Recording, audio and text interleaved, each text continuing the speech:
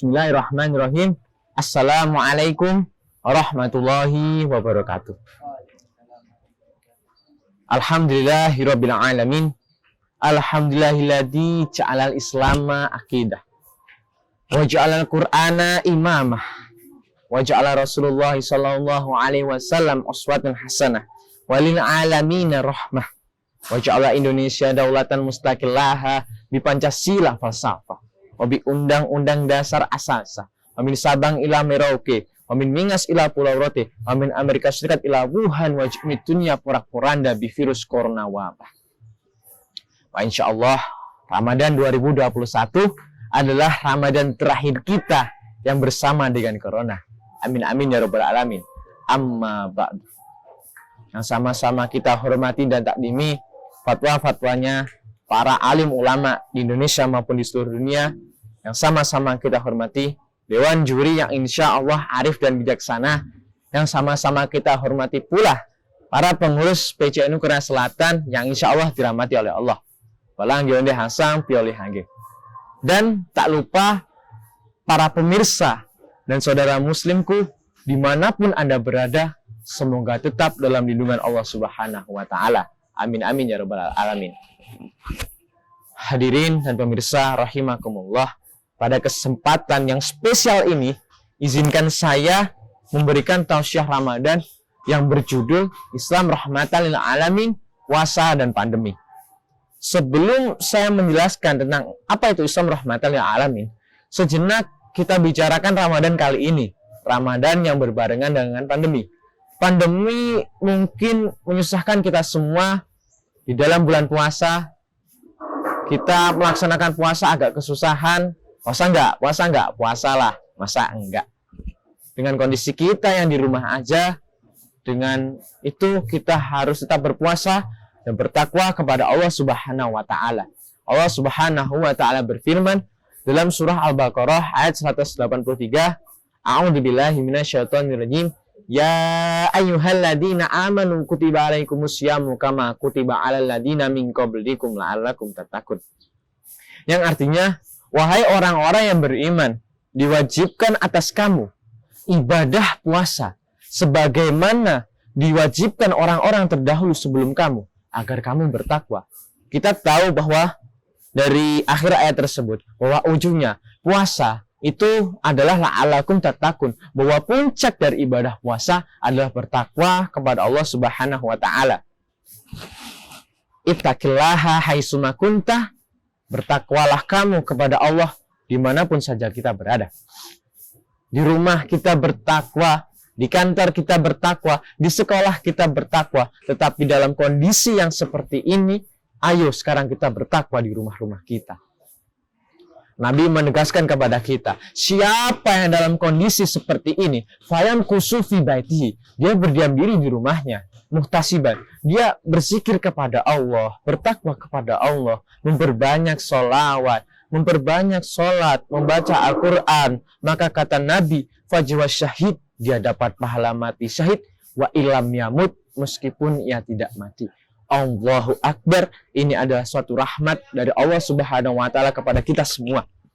Dulu banyak orang yang tidak sempat berbuka puasa dengan keluarga dan anak-anaknya. Sekarang Allah langsung mengkondisikan kita untuk menunggu azan, berbuka puasa bersama keluarga, bersama anak-anak di rumah. Ini adalah suatu keindahan Ramadan kali ini. Kenapa harus disesali? Allahumma sholli ala sayyidina Muhammad. Meskipun kita di rumah saja, kita ajak keluarga dan anak-anak kita untuk selalu senantiasa bertakwa kepada Allah Subhanahu wa Ta'ala. Mungkin kita berada di dalam kondisi pandemi, tetapi kita harus semangat, pantang menyerah, meski kita tahu kita kena musibah dan wabah. Selalu semangat dan jangan bersedih hati. Mungkin hari ini berat, esok berat, tapi percayalah, lusa akan indah. Hadirin dan pemirsa rahimakumullah, sedikit yang akan saya terangkan tentang apa itu Islam Rahmatan lil Alamin. Allah Subhanahu wa Ta'ala berfirman dalam surah Al-Anbiya ayat 107, A'udzubillahi minasyaitonirrajim, wa ma arsalnaka illa rahmatan lil alamin. Yang artinya, kami tidak mengutus engkau, duhai Muhammad, illa rahmatan lil alamin, kecuali sebagai rahmat bagi seluruh umat. Maka tatkala para ulama membahas apakah itu Islam rahmatan lil alamin, jawabnya bahwasanya Islam rahmatan lil alamin adalah agama yang diturunkan oleh Allah Subhanahu wa taala kepada Nabi Muhammad. Lalu Rasulullah Muhammad ini menerapkan syariat-syariat ke tengah umat.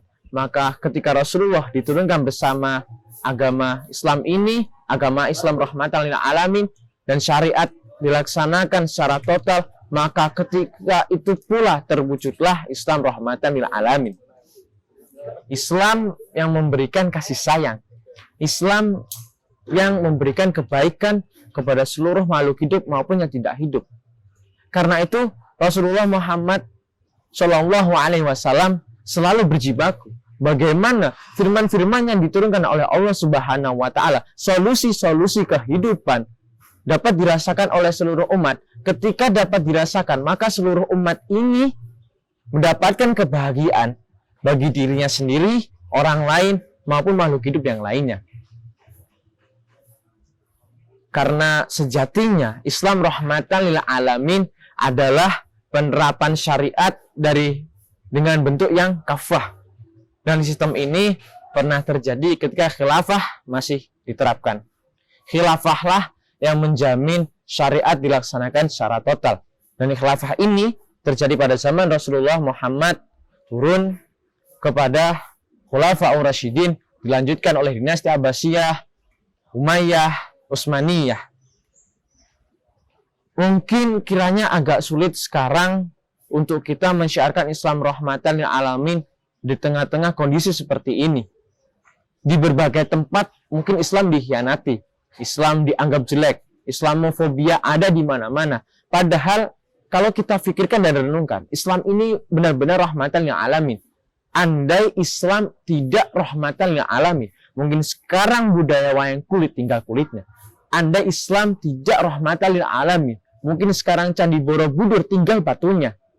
Andai Islam tidak rahmatan lil alamin, mungkin orang-orang yang bersembunyi di Hagia Sophia ketika Sultan Muhammad Al-Fatih menaklukkan Konstantinopel mungkin sudah dieksekusi dan tidak diampuni. Hadirin dan pemirsa rahimakumullah, kita tahu dan kita wajib mensyiarkan Islam rahmatan lil alamin. Lantas bagaimana kita mensyiarkan Islam rahmatan lil alamin dalam kondisi pandemi seperti ini? Kita tetap berdakwah, melakukan kiat-kiat seperti ini. Kiat yang pertama yakni kita berdakwah dengan bilisan. Penyampaian secara lisan melalui ceramah dan komunikasi. Kita tahu kita sulit untuk berjumpa dan bertatap muka. Dengan kondisi seperti ini, kita tetap bisa melangsungkan komunikasi secara tidak langsung melewati sosial media. Nah, contohnya kayak lomba Tausiah Ramadan yang dilaksanakan oleh PCNU Korea Selatan. Yang kedua, yakni berdakwah dengan bilhal, yakni dengan perbuatan. Kita tahu kita sulit untuk melaksanakan aktivitas di luar rumah. Tetapi kita masih bisa berdakwah dengan di rumah aja, dengan kita membuat tutorial bagaimana zakat, bagaimana sholat yang benar. Kita masih bisa memberikan dana bantuan kepada saudara-saudara kita yang tertimpa musibah di luar sana.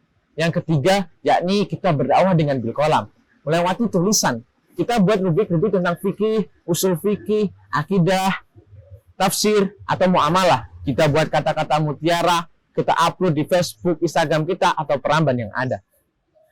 Hadirin dan pemirsa rahimakumullah, dari awal hatta akhir kita bisa tarik kesimpulan bahwasanya Islam ini memang benar-benar agama yang rahmatan lil alamin, dan kita sebagai seorang muslim wajib untuk mensyiarkannya. Kita tidak boleh bersedih, kita harus tetap semangat meskipun dalam kondisi pandemi seperti ini. Tidak perlu disesali dengan adanya pandemi di Ramadan kali ini, toh kita juga bisa berbuka puasa dengan keluarga dan anak-anak kita. Hadirin dan pemirsa rahimakumullah, itu saja yang dapat saya sampaikan. Semoga kita diberikan umur yang panjang, ilmu yang barokah, rezeki yang berkah, segala urusan dipermudah, kita diberi keselamatan di dunia wal akhirah.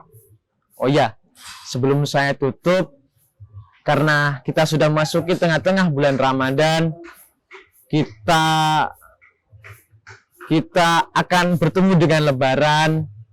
Saya mewakili teman-teman kru-kru dan juru kameramen mengucapkan selamat Hari Raya Idul Fitri. Minal aizin wal faizin. Mohon maaf lahir dan batin. Kiranya itu saja yang dapat saya sampaikan. Semoga bermanfaat. Mlaku-mlaku ning Kecamatan Pulo ana anak Mojokerto. Namung sak mboten saking kula yen wonten lepat kula nyuwun pangapura. Jikalau ada sumur di ladang, bolehlah kita numpang mandi. Jikalau ada umur yang panjang, bolehlah kita berjumpa kembali. Cukup sekian. Wallahu muwaffiq ila aqwamit thoriq. Assalamualaikum warahmatullahi wabarakatuh.